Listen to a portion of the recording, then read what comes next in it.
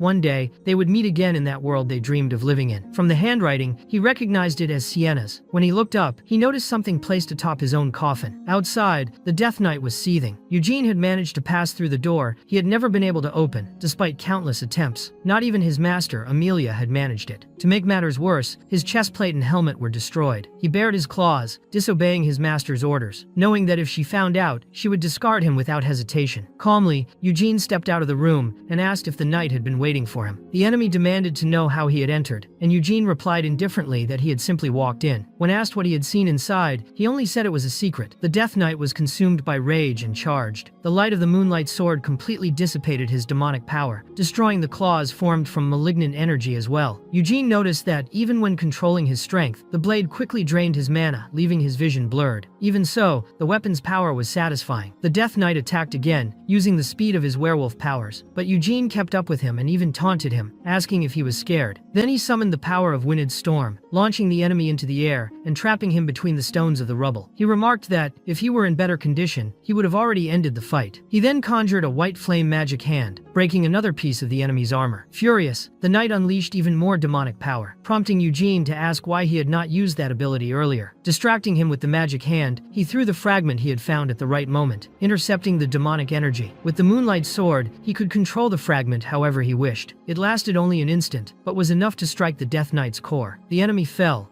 coughing up blood, and Eugene noticed that even while using the least amount of strength possible, he had spent far too much mana. The sword's light faded, a sign that he was exhausted. He could feel that the core had been damaged but not destroyed, as the body remained intact. Outraged, he said that turning someone into a Death Knight was an insult to the dead, and accused Amelia of having stolen the body from his own tomb. Before he could finish off his opponent, he was interrupted. The voice that echoed belonged to Amelia herself. Eugene asked if they could talk face to face, but she replied that she was thinking about what to do with him. She said she she had several ideas, but her favorite was to drag him up to the surface and bury him in the hot sand, leaving only his head exposed so he could breathe. She would force his eyes and mouth to stay open until his eyes shattered and his tongue dried like a twig. She would turn him into a scarecrow, hung up to frighten off intruders. Eugene's body began to move against his will. As Amelia said, she would break every bone in him to ensure he could not move, making him feel every instant of pain. She declared she would not allow him a quick death. He would stay there, as a scarecrow in the desert, for a very, very long time until she grew tired of looking at him. Eugene knew exactly who she was. Amelia Merwin, mistress of the desert dungeon, known as the Black Thorn. She said he had broken her pet. It was useless, but it was still hers. Eugene taunted her, asking if she had at least given it a bath first, but her reply was a quick strike from the bone staff she carried. Amelia declared that only she could say such things, as she was the monster's owner. At that moment, Eugene realized the spell paralyzing him had been broken. Perhaps he could fight her, though he knew she was on a completely different level. Not even using ignition would be enough to kill her. He thought he did not want to resort to Balzac's card to avoid owing him a favor, but concluded he had no other choice. He asked if she knew Balzac Ludbeth, and Amelia answered that she did, immediately recognizing the seal on the letter he handed her. She wanted to know why Balzac would give him that letter and what it meant. Eugene explained that Balzac had promised that with that letter, she would not kill him, no matter what he had done. Amelia confirmed that long ago, Balzac had helped her and, in return, she had promised to grant him one favor. It was an extremely valuable offer, even for someone like Balzac, and for decades he had never called upon it. Now, that favor could be used by Eugene, as long as it was something she could fulfill. If he did not want to die, all he had to do was ask her to spare him. Even so, she demanded to know why he had come there and how he had gotten in. Surprisingly, Eugene asked her to kill him. She replied that this was indeed something she could do. She explained that he had two choices. If he did not want to talk, she would respect that and kill him. If he wanted to live, she would let him live, as long as he told her everything. To Amelia, Eugene was intriguing. He had managed to reach that place without the Sultan knowing, something only the sand shamans knew about. Eugene asked if there was a traitor among them, passing along information. Now he found himself in a dilemma. If he asked to live, she would use dark magic to extract every bit of information from his mind. Amelia remarked that he was taking too long to answer, and asked if she should take his hesitation as a yes. Eugene thought about the possibility of using ignition to escape, but dismissed it if she had paralyzed him before. She could do it again. She warned that she would count to 3 and would not wait any longer. By 2, she was already ready to kill him. Eugene pondered, what if I'm simply honest? But he knew that even then, she would not spare his life. When Amelia reached 3, the Death Knight stood up. A repulsive feeling washed over Eugene. Then Amelia looked at the creature and asked what it was bringing there.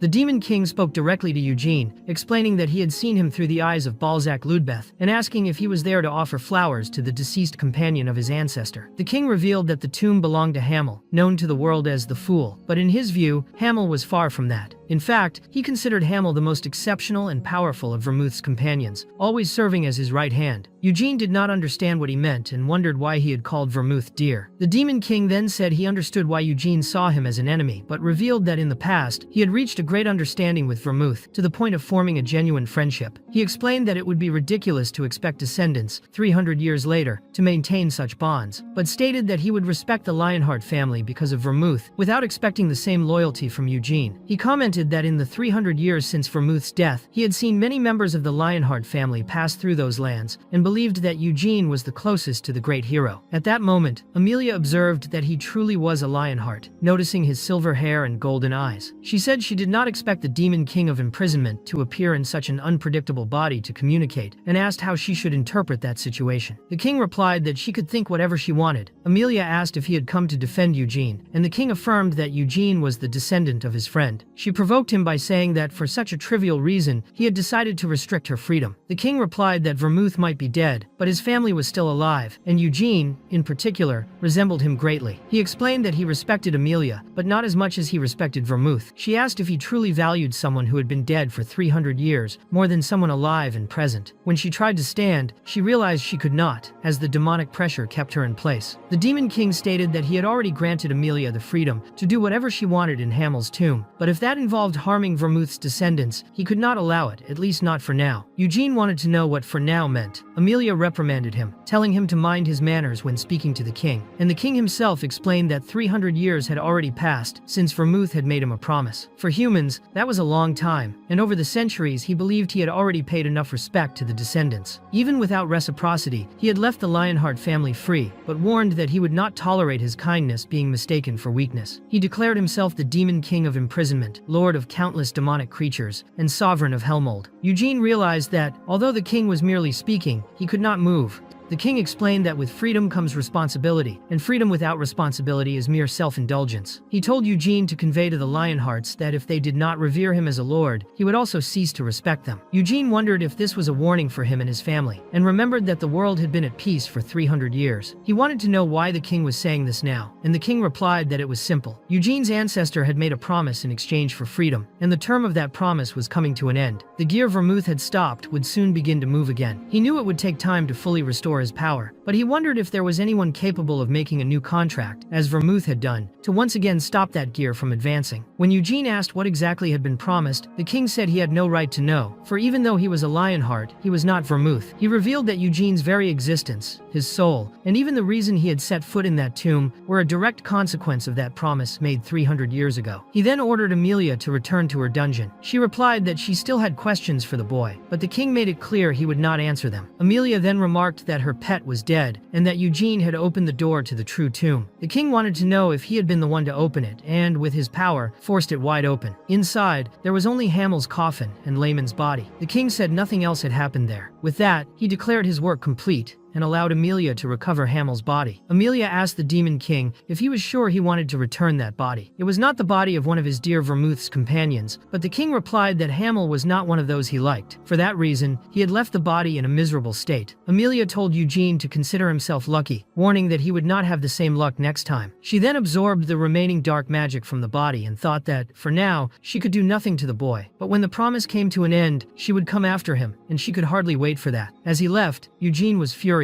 He began destroying everything around him, screaming in rage. He thought that the Demon King knew about his reincarnation, as he had clearly stated that the reason for his existence, his soul, and his presence in that tomb were the result of a promise made to Vermouth 300 years ago. Eugene could not understand. He questioned whether Vermouth might have made a contract with the king, solely to allow him to reincarnate. That made no sense. If the king had truly liked Hamel, he would have prioritized killing him. But instead, that promise seemed to be merely a ceasefire, a peace agreement between humans and demons, with no connection to his return to life. He remembered the king's words, saying that Hamel was not one of those he appreciated, and thought that he too hated that little bastard. He concluded that Amelia had recovered both the body and the magic of the Death Knight, and regretted not being able to destroy it with his own hands. Moreover, he deduced that the contract between the Demon King and Vermouth had come to an end. Eugene did not understand all the details, as the king spoke in a very refined way, like a truly arrogant monarch. He decided he would submit to no one, and questioned why he should prevent the gear from starting to move again. Still, he wondered if Vermouth could have been behind his reincarnation all along. Neither Sienna nor Anise knew about it, but knowing Vermouth, Eugene thought he would not expect much from Hamel. He recalled that 200 years after Vermouth's death, someone had invaded his tomb. Sienna realized something was wrong and, after making her way through, faced the intruder and disappeared. Inside his own coffin, Eugene had found a leaf from the World Tree, a plant capable of transporting anyone to the Elf Forest, regardless of distance. He imagined Sienna had left it as a last resort, and wondered who could have been capable of invading the tomb and defeating her. He considered the possibility that it had been Vermouth himself, but questioned why, in that case, she would have gone so far as to fake her own death. That memory took him back to the moment he first met the heroes. He recalled encountering people in strange clothing blocking his path. Sienna had treated him with indifference from the very first day, and suggested ignoring him. Anise, with a look of disdain, said that he had no trace of civility. Even so, there were many skilled warriors in the area, and Moron insisted on fighting him, having heard that Hamel was strong. It was then that Vermouth said he wanted Hamel as a companion. Hamel refused, saying he would never take orders from him, but Vermouth proposed that they duel. If Hamel lost, he would join the group. In the next instant, Hamel was already being defeated. He tried again, but was knocked down repeatedly until sunset. In the end, Vermouth won, and stated that he would uphold the deal. Hamel, still confused, thought it was strange that a warrior of light needed to recruit someone, since normally people would line up to be chosen. But Vermouth said he was the last member missing from the group and that he needed his strength to defeat the demons. Back in the present, Eugene reflected that, considering Vermouth's involvement in his reincarnation and in the necklace he possessed, it would not be difficult for him to leave a letter in the Lionheart treasury. It was still too soon to conclude that Vermouth was behind everything, but Eugene also remembered the illusion of Sienna he had seen in Aroth, and the strange inscription carved inside his coffin. Eugene thought that, with those words, Amelia might have been referring to his reincarnation. He wondered if Vermouth might have betrayed Sienna. He could not say for sure. He was was not even certain he could consider the possibility that Vermouth had attacked her directly, but he decided he would find out the truth, and for that, he would need to find her. Sometime later, Eugene stood before Emir Kajitan. The emir asked if he was aware that he was acting irrationally. His subordinates had told him what had happened, but he doubted Eugene, believed he had sent men merely to try to rob him. Eugene replied that he did not know the emir's intentions, but the fact was that his men had tried to harm him. The emir explained that it had been done to protect him. He said that perhaps Eugene did not know, but Nahama and Keel were not on good terms. The emperor of Keel was unaware of Nahama's full strength, while the sultan was irritated by Keel's irrational demands. The emir mentioned that the sand shamans, responsible for desertification, lived in the most remote parts of the desert. If Eugene had encountered any of them, he would have been informed. That was why the emir had acted blindly. If he had protected Eugene openly, it would have looked as though Nahama was bowing to Keel. He admitted he did not know Eugene's true purpose in the desert, and asked what he was doing in such an inhospitable region. Eugene replied that he was not there to be interrogated. The emir countered that this was precisely the problem. Since he could not force him to answer, he had his men follow him so they could protect him if anything happened. If Layman had carried out his mission properly, that conversation would not be taking place. The emir acknowledged that the situation might have been irritating for Eugene, but assured him that, according to his men, they had kept their distance the whole time, and that it had been Eugene who attacked first. Eugene realized that the emir made no mention of the assassins or the sand shamans, which meant he knew nothing about Hamel's tomb or Amelia's dungeon in the desert. Eugene concluded there was no reason to provoke him at that moment. He told the emir that if everything was truly as he claimed, then he had misunderstood. The problem was how he would explain this to his family. The emir did not understand right away, so Eugene explained that, even if it had been a misunderstanding, his safety had been threatened, and he did not know how his family would react to hearing about it. He did not want the situation to become an issue between the two nations, or harm the Lionheart's reputation. The emir asked what exactly he wanted. Eugene replied that 500 million sel would be a fair amount, both for what had happened and to strengthen the relationship between him and the emir. The emir agreed to pay, and with the matter settled, he asked another question. He wanted to know what Eugene had been doing in the Kasani Desert. Eugene replied that he had only seen sand, as the emir had said, but inwardly, he remembered that he had stored his statue, tomb, and gravestone inside his cloak. Now, his tomb was empty, and not even the sultan knew about it. As long as Amelia kept silent, no one would discover what had happened down there. He informed the emir that he would take Layman with him to make him pay for threatening his life. The emir suggested executing him in front of Eugene, but Eugene refused, saying he no longer lived in ancient times, and preferred to take him to his family to decide what to do. The emir agreed. At that moment, Eugene remembered an episode from his life as Hamel. He was on a battlefield filled with the dead while Anise prayed for him. She confessed that sometimes she had doubts if God was all-powerful and all-knowing. Why did he allow so many people to suffer? Hamel remarked that she was drunk. Anise then asked, if divine light truly existed, why didn't it appear and destroy all the darkness in the world? Hamel replied that for that, he had Vermouth. He knew nothing about God, light, or religion, but he knew Vermouth, and he was certain that Vermouth was an unbelievably powerful monster. For Hamel, God could not act alone in this world. Hamel believed that because God could not act directly in the world, he had sent a living miracle to Earth, and that was why the sacred sword had recognized that man as its bearer. Anise said she had never expected to hear Hamel speak that way about someone. He replied that he was not saying it of his own will, but because he was tired of her drunken, nonsensical talks. He told her to stop talking and hand over the wine, since she had already had too much to drink. Anise corrected him, saying it was not wine but holy water, and that she could not offer it to someone as impure as him. Hamel mocked her, saying that from that day on he would follow her God, so he could drink it. She refused, explaining that, as a saint, she could not believe in false believers. In the present, Eugene stood before the statue of Anise, located in Hogani, the land of divine light. It was a place where people came to plead for mercy. He had crossed the entire ocean from the Uras Empire to get there, the same route Anise had traveled 200 years earlier to pray for the people of the region before beginning a pilgrimage to the other side of the desert. On the way, Anise had stopped at Hamel's tomb to pay her respects. Eugene reflected that the disappearance of Sienna and Anise had not happened far apart in time. Sienna vanished shortly before Anise's pilgrimage, and for that reason, he concluded that the saint probably never entered his tomb otherwise. She would not have left that chaos behind. Eugene wondered if Vermouth could also have some connection to the saint's disappearance, but he had yet to discover anything. At the moment, his only clue was the leaf from the world tree. Meanwhile, Layman remarked that it had already been a week since they had arrived there, and asked if Eugene had changed his mind. He replied that he had not, and that they would return to the Lionheart mansion in Kiel. The news spread, and Cyan reacted by asking if, after 2 years, Eugene would finally be coming back. Cyan wanted to see how much his brother had improved, and Anacilla noticed that her son seemed uneasy about Eugene's return. Cyan explained that he wanted him to come back, but at the same time feared it would mean being left aside if Eugene took over as head of the family. Anacilla said that as long as Cyan did not give up, it was unlikely Eugene would become the next head. Even so, so, Cyan questioned whether that would be the best for the Lionhearts, since the family leader should be someone strong and successful from the main bloodline. She replied that Cyan was no longer a child and could decide for himself whether to take the position or yield it to Eugene. She assured him she would respect his decision, as long as it was the most honorable one, and reminded him that Eugene was still his brother, even if they had different mothers. She concluded by telling him to simply welcome Eugene when he arrived and leave the matter of leadership for later. When Eugene finally stepped through the portal, he was surprised to see everyone gathered to welcome him. Gerhard was the first to embrace him, happy to see him back, and remarked that he looked stronger and even had a thicker beard, asking if that was related to something Eugene had done. The patriarch replied that it was because of steroids, and Eugene thought it was probably due to the influence of Gargus's father, since they had become close. He reminded Gallade that he had been clear about not using that kind of drug, then turned to Anicilla, apologizing for the late greeting. She replied that, as family, there was no need for such formality. Eugene then asked about Lord Gallade, and Anicilla explained that he was attending a ceremony at the Black Lion Castle. Eugene remembered at that moment that it was the traditional confirmation of the Lionheart house's bloodline, involving both the main family and its distant relatives. The coming-of-age ceremony of the Lionheart house was an exclusive event for the children of the main family. Anicilla commented that the eldest brother, Jian, should already have completed his, but since the incident involving black magic, he was unfit to participate. Therefore, the last ceremony had not taken place. Now, however, there would be a new one, as Cyan and CL would reach adulthood alongside Eugene. When Lumen Schulhoff stepped through the portal, he looked quite nervous. Anicilla asked who he was, and Eugene replied that he was his new subordinate, Lumen Schulhoff. He did not even know the man's age, which Lumen answered was 32. Eugene explained that he had personally hired him, and that he did not require any special treatment. He would stay with him in the annex building and perform various tasks. Eugene then called Nina, who was ready to serve him, and asked her to teach Lumen the household duties, making it clear that the work should be hard and boring. Nina asked if he was sure, and Eugene confirmed, stating that Lumen should obey all orders and learn from her, as she would now be his superior. Lumen found it strange to have someone 10 years younger as his boss, but accepted, recognizing that he needed to show humility to repay the debt for having his life saved. Deep down, he was sure that one day he would fight as a warrior alongside Eugene. Later, Cyan asked to talk to Eugene and took him to the forest. There, he asked who exactly he was now and if he really was 19 like him. Eugene threw the question back, asking if he really wanted to know the truth, and said that, in fact, they were not the same age, because he had reincarnated. Cyan told him to cut the joke, and Eugene thought that even if it were true, no one would believe it. He wanted to know why Cyan was questioning that just now. Was he shocked at how powerful Eugene had become? Cyan explained that, for them, only 2 years had passed, but for Eugene, it seemed like 20. He said he had given his all, training his body in swordsmanship until reaching 3 stars in the White Flame method. However, Eugene had reached the 4th star in that same time. Faced with this, Cyan stated that Eugene should become the next head of the family. Eugene found the idea absurd and asked if he really wanted that to happen. Cyan replied that after seeing his power up close, he realized he could not take the leadership himself, as Eugene was incomparably stronger. Eugene retorted, asking why he did not take the position himself, but Cyan refused, saying he could not accept it. Eugene then proposed that if Cyan truly wanted him to be the head, they could settle it with a duel. If Cyan won, he would do whatever was asked, but Cyan questioned the point of that, since the problem was precisely that Eugene was stronger. If he beat him, it would mean he was superior, but the current situation already showed the opposite. Eugene concluded that Cyan was smarter than he had thought, and said he was sure Cyan should succeed Gallade as head. The position was for those who desired it, and Eugene had no intention of taking on such a heavy responsibility as leading the family. If Cyan truly wanted to convince Eugene, he would have to defeat him and prove his strength. Cyan suggested that a duel was too serious for this, and proposed they just have a friendly sparring match. Eugene agreed, saying it did not matter the format, because Cyan would never be able to beat him. Cyan replied with irony, saying he already knew that. Later, everyone was impressed with the training between the two. Eugene noticed that Cyan was channeling great power through his blade, and could maintain it for a long time, also showing far greater mana control than before. He knew Cyan was a rare case when it came to mana, an exceptional talent even when compared to the whole continent. Meanwhile, Cyan noticed something strange. He felt tired, as if fighting against the wind. Eugene was not only dodging his attacks, but also altering the trajectory of each one when blocking, reducing their impact. He could easily mitigate the damage of every strike, leaving Cyan increasingly worn out. Among the spectators, a noble commented that perhaps if Cyan used the Sword of Force, he could defeat Lord Eugene. Hezar, however, greatly slightly doubted it. He could see that Eugene was far more powerful than 2 years ago, and that something overwhelming emanated from him. Although Cyan had greatly improved his skills, Eugene blocked each strike as if it were nothing. At a certain moment, Eugene finally broke Cyan's rhythm, disrupting the flow of his blows. Cyan realized he had used a new technique to block his attacks, but Eugene claimed he was just parrying. In truth, it was not just that he was not only deflecting the attacks, but also redirecting the blows in a way that neutralized them, making Cyan spend more mana until he grew exhausted. Eugene praised his perception, and Cyan replied that he wanted to learn the technique. Eugene asked if he was sure he wanted to learn from him. Although irritated, Cyan kept his composure, and Eugene said he could teach him. If Cyan became strong enough to lead the family, there would be no cause for concern. But since many people were watching, Eugene preferred they move to a more private place. At the main family's training grounds, Eugene stated that he did not believe Cyan would surpass him in strength, but if he were strong enough, he could be an honorable leader. Cyan agreed, but Eugene noted that he saw no point in someone wanting to lead without truly desiring to be a leader. Cyan realized that insisting would change nothing, and admitted that if Eugene did not want it, there was nothing to be done. He acknowledged that Eugene had power and skill, but not the dignity of a Lionheart head. While Cyan was speaking, Eugene stepped on his foot. When asked why, he replied that Cyan was being a jerk. Irritated, Cyan asked when he would teach the technique. Eugene explained that he was very busy and would probably not have time to train him directly all the time, but he could write instructions so he could learn later. With those notes, Cyan would be able to master the technique. Cyan asked if he was just avoiding teaching him because he did not want to be the head of the family, and Eugene admitted he really did not want the position but assured him he was not lying. It was then explained that in the south of Kiel lies Mount Uklas. Vermouth, the great hero and last Archduke of the Kiel Empire, renounced his title and left his mansion in the capital. Even after 300 years, Uklas still belongs to the Lionheart family lands. At the mountain's peak stands the Black Lion Castle, where Vermouth lived the longest and where he is buried. At that moment, a council was taking place in the castle. Gilad remarked that Eugene had returned to the Lionheart mansion, and another member noted that he had come back at the right time, as there were only 2 months left until the end of the year. Gilad asked if it was really necessary to summon him there, but the elder reminded him that Gilad had done something unprecedented. For the first time in Lionheart family history, a distant relative had been adopted into the main family. Gilad had known that old man since childhood, but knew it was never easy to deal with him. This man was the oldest in the family, the elder and head of the council, known as the immortal White Lion, Doineth Lionheart. Doineth acknowledged that Eugene had proven his worth, but regretted that the main family had been involved in some scandals. Carmen interrupted, saying that Gilad was not the only one who supported the boy, as she had also witnessed his abilities and saw no problem with him being a distant relative, since he had great potential. Doineth countered that her opinion did not represent the Black Lions. He stated that for this reason, he wanted to meet the boy personally at the coming-of-age ceremony. He stressed that the council agreed on Eugene's potential and reminded them that it was they who had approved his entry into the main family. In 2 months, he would reach adulthood and officially begin the process of choosing the next head of the family. The elder commented that he had heard about Eugene's recent trip to Nahama and his magic studies in Aroth, where he had impressed so much that he became the apprentice of the Red Tower Master, and even received recognition from the crowned prince of Aroth. He then made it clear that anyone bearing the Lionheart name should be a proud and powerful lion. He told Gilad he could raise his children as he wished, but after so much investment, they had to be worth it. Gilad replied that the decision would rest with Eugene himself, and Doineth agreed but said he would limit his options. He asked if Gilad would support his choice as the next family head. Geladi answered that he would do his best to fulfill Eugene's wishes, but Carmen stated that according to Ciel, the boy hated the idea more than anything else. Doineth accepted this, saying he would not try to convince him to change his mind. Later, Eugene received the news that he would have to go to the Black Lion Castle. Anacilla explained that the elders would be there for the coming-of-age ceremony and had invited all the children of the main family. Ciel was already at the location, so they only needed to depart as soon as possible. Anacilla confirmed they could leave as soon as they were ready, and Eugene decided to depart immediately since he had finished everything he needed to do. On the way, Cyan took the chance to talk about the notes Eugene had written for him. The training method described felt like torture for his mana core, leaving him constantly exhausted and almost drained of energy. Eugene explained that he himself had trained that way, pushing his body to the limit with effort, sweat, and pain, and that he had adapted the method so Cyan could use it based on the white flame technique. He believed that even if it seemed impossible, Cyan had to try, as it was the only way he could become the head of the family. Cyan commented that he was nervous about going to the Black Lion Castle, as it would be the first time the coming-of-age ceremony would not take place at the main mansion. Because of Iode, the council was keeping a close eye on everyone, and would likely be stricter with discipline, perhaps even to send a direct direct warning to Eugene, who was known for causing trouble. When they spoke about Jian, Eugene asked if he did anything other than train. Cyan was not sure but mentioned that perhaps he could enter the ancestral tomb. Eugene knew exactly what that meant. Vermouth's tomb was somewhere on Mount Euclid,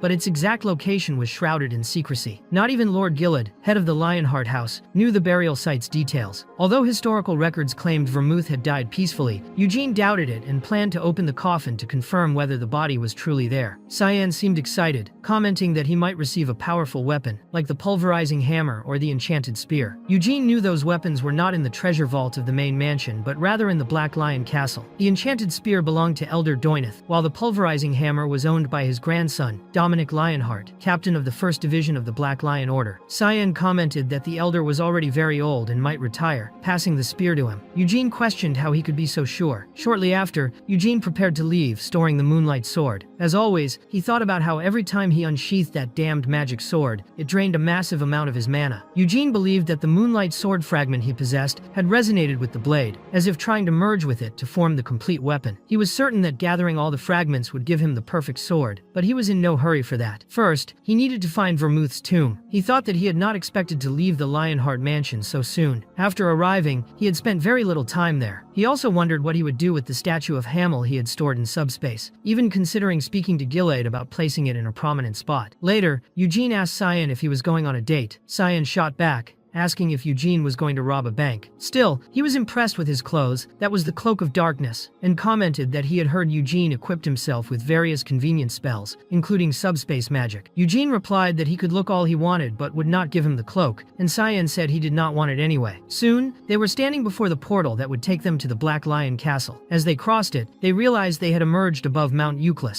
in freefall. Jian remarked that it was a great way to start a journey, while Cyan panicked. During the fall, Eugene saw the castle's flag at the mountain's peak and wondered if that was the challenge to make it up there. For him, it was perfect, as Vermouth's tomb was probably not far from that spot. He decided to take the chance to search, but noticed that Cyan was panicking. He figured that if the coming-of-age ceremony began with a freefall, there must be safety measures to prevent fatalities. Still, he chose to focus on himself and used wind magic to avoid dying in the fall. At the castle, everyone watched from afar. Doyneth asked if that was Eugene's power, but a subordinate replied that it was just flotation magic. The Elder noted that he had shown no panic and seemed proficient in magic, asking what his level might be. The subordinate assessed that, judging by the balance he maintained, he was likely at least 4th circle, maybe more. Doyneth then asked Gillard how many stars Eugene had in the White Flame method. Gillard replied that before going to Aroth, he had 3 stars, but a year later he had sent a letter saying he had reached the 4th. The Elder remarked that at 19 years old, Eugene had 4 stars, and was at the 5th circle of magic, and was probably even stronger after a year. Another council member thought it was impossible, suggesting he might reach the 5th star by age 20. Carmen countered that just because some were incompetent did not mean everyone was provoking an exchange of insults. The man complained that she should show respect to her elders, and Carmen told him not to speak to her like that, adding that her youthful appearance was no reason to get full of himself. She went further, saying it was better than looking like a decrepit old man. He shot back that she had neither elegance nor manners, acting like a child at 60. Furious, Carmen bit down on his cigar and tore half of it off, silencing him immediately. Meanwhile, Doyneth noticed that Eugene and the others had landed and ordered Dominic to head there. Gillard suggested testing them only after they reached the castle, but the Elder replied that it would hardly be a test and asked if Gillard did not trust his own children. The Patriarch said he did, and Doyneth declared that they would not adjust the difficulty for them. Gillard then asked if they would also summon Iode to participate, and the Elder questioned whether he still had regrets about his eldest son. He said it was time to let go of expectations and accept that he would live a peaceful life in his mother's family. Gillard replied that he knew this, but that Iode, as the eldest son of the main family, had the right to take part in the ceremony, even if he could not be the successor. The Elder lamented that his time had already passed. At that moment, Eugene was simply slicing through the 2 heads of an ogre as if they were butter. Eugene knew that ogres of that type usually claimed forests as their territory, but he was also sure they would not be the only dangerous creatures there. Dense and massive forests like that were home to countless monsters. As he moved forward, he finally found what he had been looking for, a wyvern. He was then surprised by Seal, who appeared riding the creature. He sensed her approach by the sound of the wind and dodged. He thought it would be easy if he only had monsters to face, but he mentally noted that it had been a long time since they last saw each other. To him, attacking without even greeting was bad manners. Ciel, however, asked if his head did not hurt there. She knew the forest was protected by a barrier, capable of inducing fear and illusions in those who entered. Eugene reflected that he had indeed felt slight dizziness upon arrival, but thanks to his mental strength, he was not affected. Ciel Ciel remarked that Cian was probably terrified at that moment. He, on the other hand, had faced worse mental attacks in his past life and considered the barrier bearable. Ciel stated that she had not planned to attack him so quickly, but now she had no choice. Eugene thought he had not expected that from her, but said he would not hold back either. She moved with great speed, but he blocked easily. She then attempted another attack, but was caught off guard by his magic. He commented that it was impossible to dodge in the air, but she proved otherwise, using the wind from the wyvern's wings to change position. Even so, Eugene avoided the blow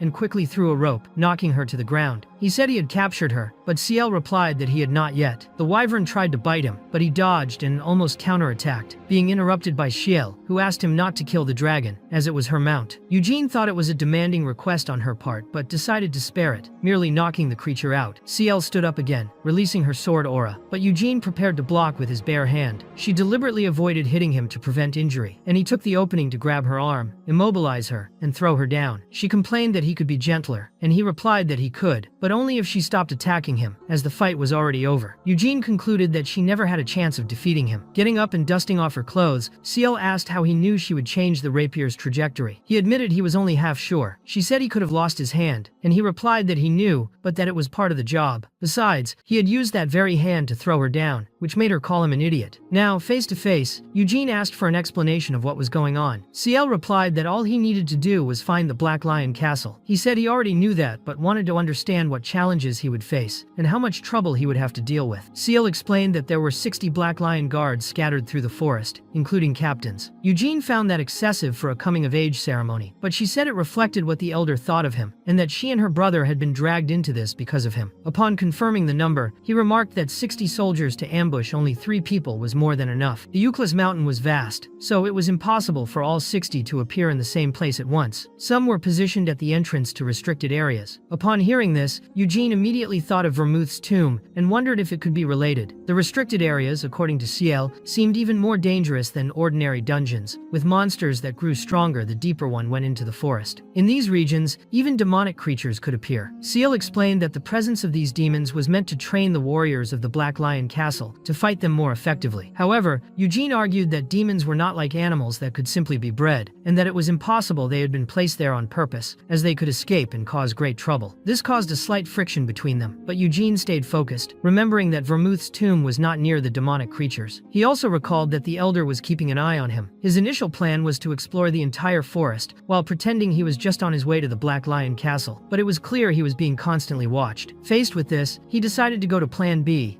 and head straight for the castle. When Ciel was about to leave, Eugene tried to get a ride on her wyvern, but she refused and only advised him to get out of there as soon as possible, as more knights would arrive soon. Shortly after, he sensed a presence approaching and, in trying to grab Ciel, ended up pushing her off the wyvern and mounting the creature himself. He told it that if it did not want to be defeated again, it had better fly immediately. The wyvern, though unwilling, obeyed, leaving Ciel behind. During the flight, Eugene came across an entire division of knights mounted on wyverns. Among them were captains who apparently did not intend to kill him, but would not be easy to face either. Determined to test the strength of the Black Lion Castle, Eugene leaped from his wyvern, blocked all the arrows fired at him using the subspace of his cloak, and sent them back at the enemies. Taking advantage of the confusion, he knocked one of the knights down and soon found himself facing Neon, vice captain of the 3rd Division, whom he had previously seen in Haraf. They exchanged fierce spear strikes, but to Eugene's surprise, he ended up losing the duel, something unusual for a specialist like him. Even so, he kept advancing until he was intercepted by a powerful kick to the head from Carmen. Before hitting the ground, he used a wind spell to soften the fall. Eugene had already expected her to show up. After all, Ciel had warned him about the captain's presence. Carmen, accompanied by all of them, acknowledged that he was doing better than many. She said they could shorten the test and proposed a challenge. If he could withstand her blows for 3 minutes, he would be taken straight to the Black Lion Castle. Teasing her, Eugene suggested that 1 minute would be enough, sarcastically commenting that, being young and healthy, it wouldn't be fair to expect an old lady to fight for 3 minutes straight. The captains noticed Carmen was very irritated, and she declared she only needed 1 minute to finish Eugene. Without hesitation, she launched into the fight using the white flame technique. Her first kick, had it landed, would have knocked him out immediately. Eugene, dodging, tried to counterattack with his sword, but Carmen blocked the strike with her unarmored arms, completely unprotected. Even so, she was surprised when he managed to intercept her next attack using 2 blades at once. Carmen knew that kind of force was enough to break bones, but Eugene's reaction speed was far greater than she expected. Deciding to take the fight more seriously, she closed in within the blink of an eye, trading punches against his blades. Eugene began to struggle, and inwardly admitted he was honestly impressed with her skills. He thought that if Carmen had lived 300 years ago, she might have been part of the heroes group. Judging by the intensity of her aura, she seemed to be on the same level as Emilia, though the latter had attacked with killing intent. Carmen, on the other hand, was clearly holding back. When Eugene blocked one final blow that completely shattered his sword, he declared that the 3 minutes had already passed. Carmen was surprised to realize she hadn't landed a single decisive hit on him. She had restrained her strength to avoid killing him, but still hadn't expected someone so young to endure. She asked if they couldn't fight for 1 more minute, but Eugene refused, saying he had been keeping track of the time mentally during the fight. Hearing this, Carmen wanted to confirm if he had really been fighting while counting, and he replied yes, adding that he only managed it because she had gone easy on him. At that moment, a man approached carrying the pulverizing hammer. It was Dominic Lionheart, who praised Eugene's endurance, saying he couldn't believe he was only 19. He admitted that he thought the rumors about his strength were exaggerated, but he had been wrong. Dominic asked Carmen if the test was over, and she confirmed it was, deciding it was enough to take him to the Black Lion Castle. Later, Eugene got scolded by CL for leaving her behind. He replied that her wyvern was quite smart, and that's why she had no trouble finding her way. He added that it was good she was there, as he was heading directly to the castle and she could give him a ride. CL didn't mind and allowed him to climb on. When the wyvern set off toward the Black Lion Castle, CL advised him to stay closer so he wouldn't fall, and told him not to grab the animal's scales, as they were sensitive. Eugene then held her by the waist, and she said that was better. Instead of going straight to the castle, CL diverted the route to enjoy the flight for a bit, while Eugene complained that he wanted to eat and take a bath. She replied that once they arrived, all they would do was listen to long speeches from the elders. At the castle, walking beside Carmen, Eugene heard her say that the Black Lion's forces were low in numbers, despite the Lionheart family's 300-year history and great reputation. Unlike the White Lion residence, the Black Lion Castle was composed only of family members, as they handled the dirty work and couldn't allow outsiders in. Carmen once again invited him to join the Black Lion Order. Eugene refused again, reminding her he had done so 2 years earlier. She replied that back then she hadn't seen his skills, but now she was convinced of his potential. She revealed that the position of captain of the 2nd Legion was vacant, and said that over the last 2 years, they had found someone for the role, but no one had been able to put up with him. His abilities reminded her a lot of Eugene's, and Carmen said she wouldn't be surprised if Eugene had been trained by this man. If one day he could become this man's disciple, Eugene would grow even stronger. Being part of the Black Lion Order was a great honor within the family. Eugene recognized that, but made it clear that he preferred to prioritize his own honor above all else. Carmen warned that the council was keeping an eye on him, since the whole situation involving the family branch had become suspicious. Eugene had visited a territory currently at war, without even informing anyone, which raised doubts. Although Carmen admitted that the chances of him secretly plotting with the people of Nahama were low, they could not completely ignore that possibility. The example of Iode, who had the potential to become a great mage but ended up corrupted by black magic, served as a warning. Eugene, with all his talent and power, could attract offers from any side. His own authority had limits, and perhaps someone might try to help him achieve something he could never obtain alone, such as becoming patriarch. Eugene assured her that he had no interest in taking that position, but Carmen pointed out that, due to his strength, there would always be those who wanted him close. When they arrived at the meeting room, Eugene already knew he would find several people repeating the same questions Carmen had asked. Present were Doineth, the chief elder, Jalad,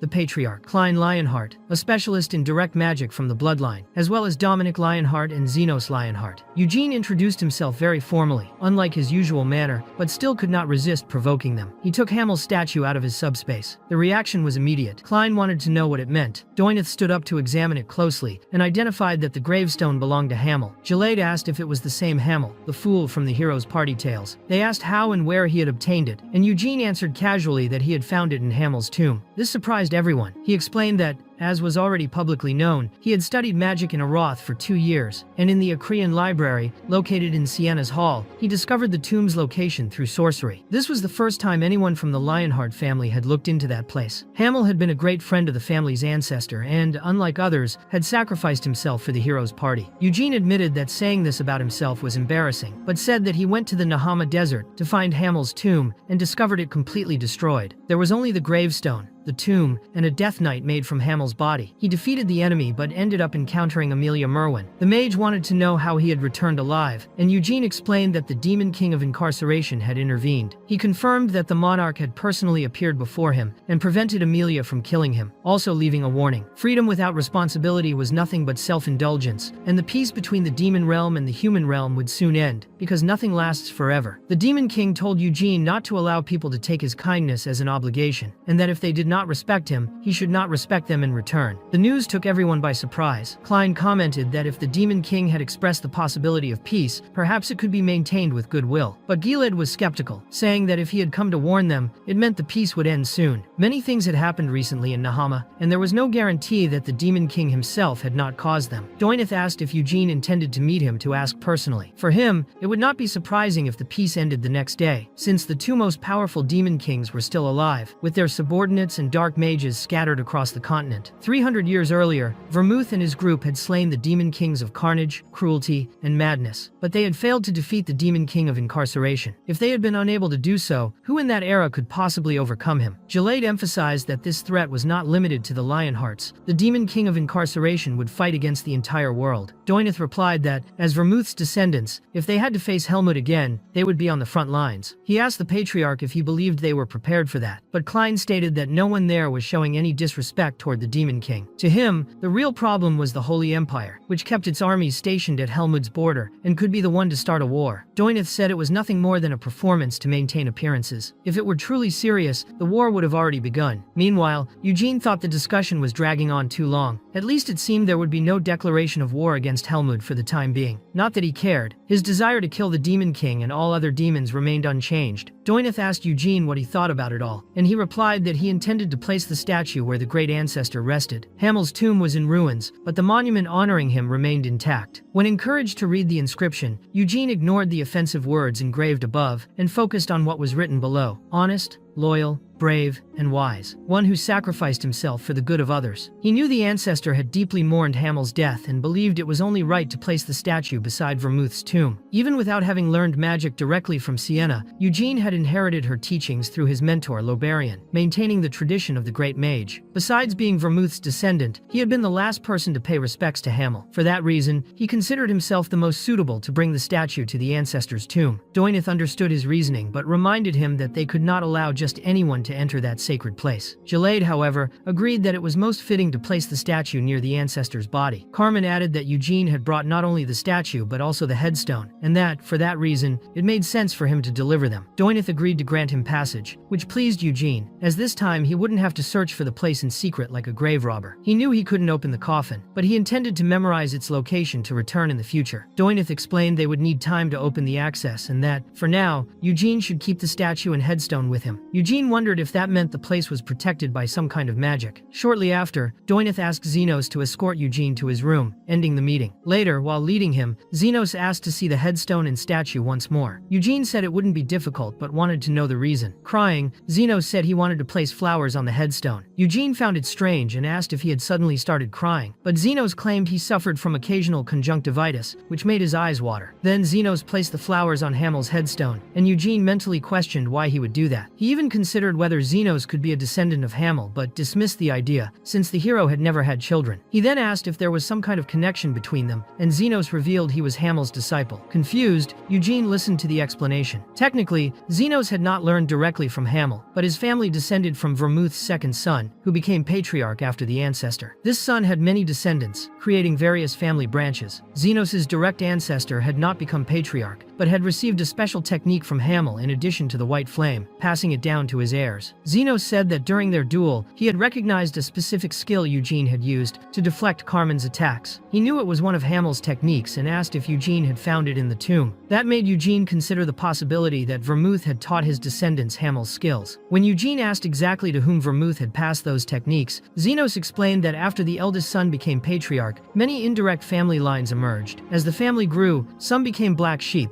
Xenos' ancestor, technically, had been the first black lion, created by Vermouth to act as a hunting dog, keeping watch over the main family. That meant Vermouth had considered Hamel's techniques strong enough to counter the white flame method of the main family. Zenos wanted to know if Eugene had a secret text from Hamel and asked for it. However, Eugene replied that as Hamel's direct disciple, Zenos was not above him. Even though Zenos had been born earlier, Eugene had more experience in this matter, so he should treat him as his elder. Zenos asked if there really was a secret text, and Eugene confirmed, explaining that he had memorized it and burned the original after being attacked by a death knight, preventing him from bringing it back. He said that if Zenos called him older brother, he could compare his techniques to Hamel's, and then teach whatever he deemed necessary to Zenos' family. Zenos wanted to know if he had truly memorized it all, and asked if he could choose whether to speak formally or informally. That reminded Eugene of Amelia. Zenos asked if he really had to call him elder, and Eugene replied that it would be better to do so only in private, to avoid inconvenience. In the end, Zenos admitted defeat and called him elder. Eugene accepted, treating him as his junior, and asked how long he planned to keep him waiting. He suggested guiding him to his room. Later, Eugene was having coffee while listening to Zenos explain that Vermouth had passed down a total of 10 techniques. Eugene was surprised, as he only remembered one of them by name, ignition. The rest were used depending on the situation. He asked Zenos to describe each one. Zenos said that Hamel's main method was ignition. The first was mana stop, the second Thousand Thunders, the third lightning counterattack, the fourth Azure Storm, the fifth Dragon Strike, the sixth Cyclone, the seventh End of the Line, the eighth Divine Destructive Strike, and the ninth Eternal Purgatory. Eugene remembered that these names brought back memories he had erased because he didn't want to recall them. In the past, he used to shout the name of each technique before using it. Sienna once asked if the Azure Storm was just swinging his sword aimlessly. Hamel replied that she simply threw fire in all directions and called that a technique. Sienna retorted that at least she didn't give names and only needed to pronounce the spell to activate it. Hamel pointed out that Anise also had to pray, emit light, and say something. Anise then asked if his technique became stronger when he shouted the name, and he confirmed it did, as it made him feel more powerful. Moron found that amazing and said he too felt his power increase when shouting. Hamel supported the idea, but looking back, Eugene found it embarrassing. He had used the names of the techniques for a while, but later tried to erase that memory. The problem was that Vermouth had memorized each name and taught them to his own son, preserving the tradition for 300 years. This was why Eugene now felt both furious and humiliated. Zenos asked if these techniques were described in the secret text he had found. The content said that they had all been created by Hamel when he was still young and immature, making them embarrassing. Even so, Zenos insisted that he saw nothing wrong with it and didn't think Eugene was disrespecting Hamel. Eugene explained that he greatly respected the techniques but thought the names were ridiculous, asking Zenos to reflect on that. Zenos commented that Carmen's final attack was called Fatebreaker and chuckled, but Eugene ended the conversation about names and asked him to describe the details of the techniques, comparing them with the secret text found in the tomb. While Zenos wrote down everything he knew, Eugene asked if he had ever entered Vermouth's tomb. Zenos said yes, on the day he became captain, as all Black Lion captains had to go there as a ritual, swearing to protect the family at all costs. Eugene asked what the place was like, and Zenos replied that it was not as luxurious as he might imagine, but rather quite modest. The place was like a temple. Very simple. Jonas commented that perhaps Vermouth had become a god after death, and Eugene pondered that possibility. If true, resurrecting his dead friend could be possible. However, if Vermouth had been omnipotent, he would not have needed to fight against Sienna. Zenos finished writing the text, and Eugene saw that it was a mess. The disciples had indeed learned Hamel's method, but many parts had been altered to compensate for what they considered inconvenient elements. Eugene found it all different from what he knew and, without hesitation, crossed out the title, Hamel's Method. Zenos asked why he was erasing it, but Eugene told him to be quiet and explained that the techniques weren't powerful because of their names. Separating or limiting them because of that meant restricting one's own power. Hamel's method was, in fact, about mixing all the techniques at once. Zenos agreed but wanted to know if Eugene had truly mastered the method so perfectly. Eugene replied that if he hadn't, he wouldn't be editing the text. Zenos said he only wanted to measure how much Eugene understood the subject. Then Eugene stood up, drew his sword, and decided to show him. He created a large, luminous sphere of mana, eternal purgatory, impressing Zenos with the absurd amount of energy it consumed. When asked if he was satisfied, Zenos requested to see the Divine Destructive Strike as well, but Eugene explained that it was already active around his body, and he wouldn't tire himself showing it again. He simply told him to take the text and keep it a secret, refusing any suggestion that Zenos should become his master. Later, Eugene was eating while Ciel watched him with a love-struck gaze. She wanted to know about the conversation he'd had with Zenos the day before. He replied that he wasn't joining the Black Lions. He had only learned some techniques. Ciel then brought up his closeness to the Prince of Aroth, asking if he had attended parties and banquets, and if he had also been Lobarian's master. Eugene joked that he wasn't the type for social events, but Ciel said her brother would be very busy next year, as he was to become the successor. The Princess of the Ocean Kingdom and the Princess of the Kingdom of Luhar were candidates to marry him, which could make him the first of their group to Wednesday. Eugene thought that Luhar was Moron's kingdom and imagined, with some dread, whether the descendant might look the same. His vivid imagination gave him a disturbing mental image. At that moment, Cyan showed up earlier than Eugene expected. He thought his brother would be lost for at least a week, but Cyan claimed it had taken him only a day to cross the hell of illusions, nights, and monsters he had encountered. While Eugene had been staying there the whole time, a maid interrupted their conversation with an urgent message. An important guest was arriving through the portal. The news was so sudden that she could only inform them at that moment. The visitor was Christina, High Priestess of the Holy Empire of Juras. Upon seeing her, Eugene noticed she was identical to Anise. Christina thanked them for the reception and said she always answered calls to wherever she was needed. She said it must be for an important discussion and asked to be guided to the meeting. As she walked, she cast a brief glance at Eugene, who kept watching her. Ciel asked if they knew each other, and Eugene said it wasn't the first time he had seen her. Ciel asked why Eugene was smiling at Christina like that, and was overcome with intense jealousy. Later, Eugene thought about her. Christina Roderis was the adopted daughter of the 3 High Cardinals of the Holy Empire of Eurus, recognized as the heir to Anice's powers. Although technically she was not yet called a saint, she was the continent's only candidate, and would inevitably take the title in the future. For now, she was addressed as High Priestess. A maid appeared to inform him that Christina herself wanted to speak with him. Later, she introduced herself as if she didn't know him. Eugene asked what had brought her there, especially without any bodyguards. Christina said she had received a revelation from the God of Light, but could not reveal the message to him because he was not a follower of her faith. She only stated that their meeting had been predestined by God, and that she would accompany Eugene to Vermouth's tomb, whose access would be opened anyway after the elders' meeting. Later, Eugene took the opportunity to ask her something. He said he had heard that she was the only saint candidate of her generation, and asked if the title had any relation to bloodline. Christina wanted to know why he was asking, and Eugene explained that, after 2 years in Aroth, he had noticed she looked exactly like Anise. Christina smiled, saying she found that surprising, though Eugene had the impression she wasn't truly surprised, as if she had heard it many times before. She said she felt honored that he saw the former saint in her, calling it a miracle, and asked how much Eugene knew about her. He replied that he knew the basics. The only saint candidate had been adopted by the cardinals. Christina confirmed she had been abandoned as a child because her parents believed the God of Light would take care of her. She knew nothing about her lineage but suggested that if the great Anise were truly her ancestor, it would be wonderful. Eugene commented that he had heard Anise had no children, but Christina countered that this was only what the world knew. She reminded him that Anise was human like anyone else and could have wished for children, ending the topic and continuing on her way. Eugene thought Anise had a cunning nature, and it wouldn't be impossible for her to have had a child without anyone knowing, even as a saint. Still, he realized that asking about her ancestry was clearly unpleasant for Christina. As they left the castle, Eugene remarked on the cold night wind and offered her a cloak to keep warm. He asked if they were going to the round table, but Christina explained they were not. They would head behind the castle, where there was a direct path to Vermouth's tomb. The route passed through a dangerous, roadless mountain. During the journey, Christina commented on Eugene's interest in the group of legendary heroes. She explained that Hogani was in Nahama's territory, but was also considered Holy Land by the Holy Empire, receiving pilgrims every year, as had happened with the saint herself. She said she knew exactly why Eugene had been there, which could have sounded offensive, but he didn't mind. He admitted feeling strange gazes in Hogani, and she explained the reason was connected to the divine revelation she had received, something she could not share with a non-believer. To Eugene, this confirmed that her personality resembled Anice's, not just her appearance. 300 years earlier, all the heroes had shared stories with each other, but Anise never spoke about her past. Whenever someone mentioned the cardinals who had raised her, she would only respond with a smile. Finally, Christina announced they had arrived. There was the entrance to the tomb of the Great Vermouth. Eugene asked if they would have to jump off the cliff, and she replied by asking if there was a problem. She knew he could use magic but not levitation. Eugene knew he would figure out the right moment to fall, and simply asked Christina to hold his hand. Thus, they leapt from the cliff. In midair, Christina pulled the sacred staff from her robes, and invoking divine power, created enormous wings. Eugene, or rather, Hamel, had seen that before. He remarked that he had just seen an angel, but Christina responded sarcastically, asking if he had taken any hallucinogens. The spell was called Wings of Light, a type of magic that invoked the power of angels and protected them from falling. That way, there was no need to worry. Eugene noticed that, in that form, her face looked even more like Anice's. Soon, Christina announced that they had arrived. At the bottom of the cliff was a breathtaking sight: green grass,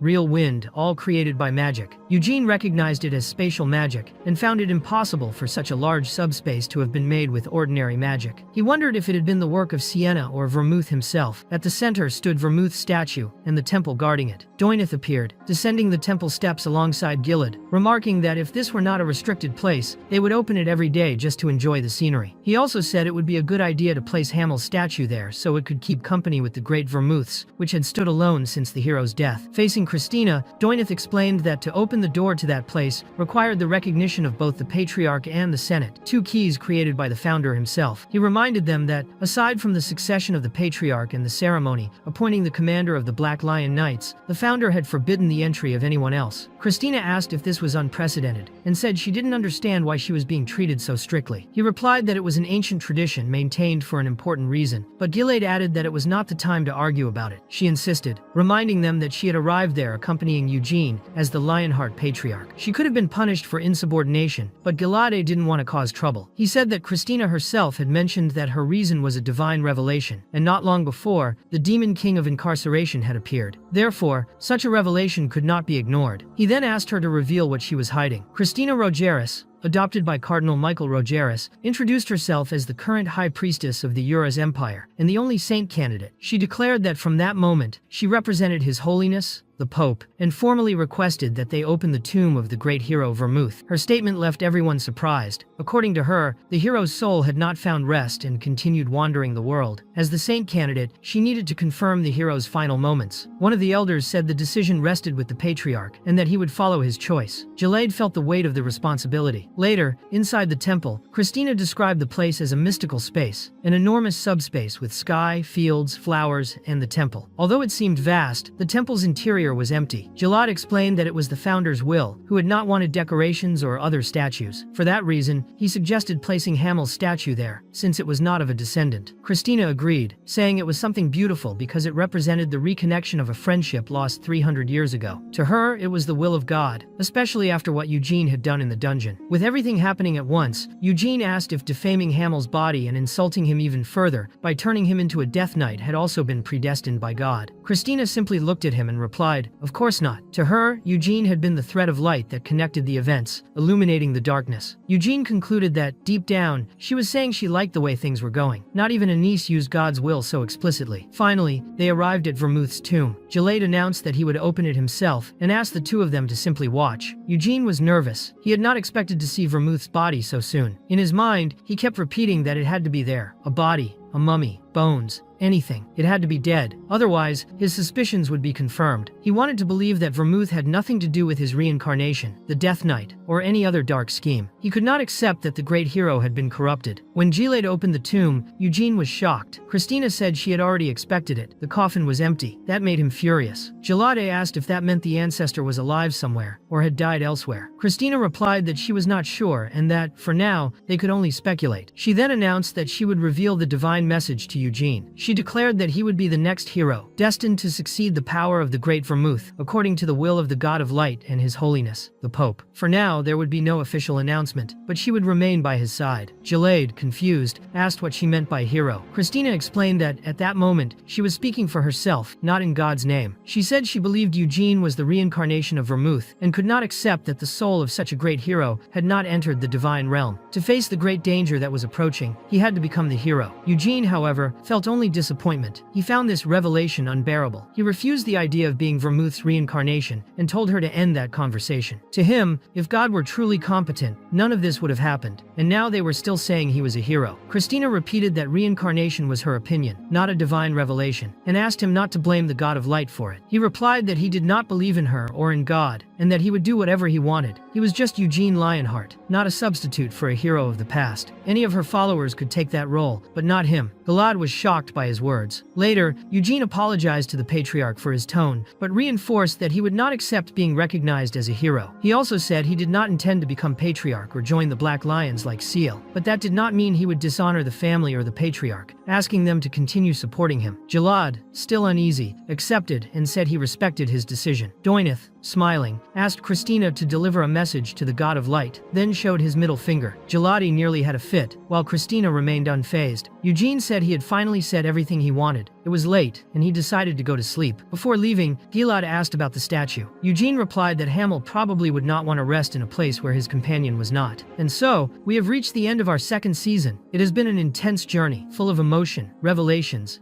and twists. Thank you so much for following each episode of this epic adventure alongside Eugene and all the characters who made this season unforgettable. If you enjoyed it, don't forget to leave a like, subscribe to the channel, and turn on notifications so you won't miss anything from the next season.